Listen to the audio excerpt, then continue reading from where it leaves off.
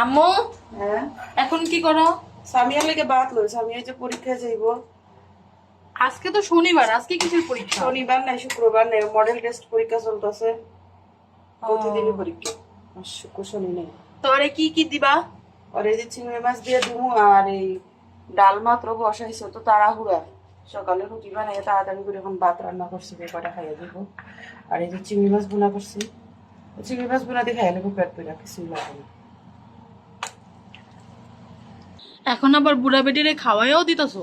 আরে দেরি হয়ে যায় লেগে খাওয়াই দিতেছি তাড়াতাড়ি করে ওই রেডি হোক আর আমি খাওয়াই দিই কেমন লাগে? খা খা বলতে খা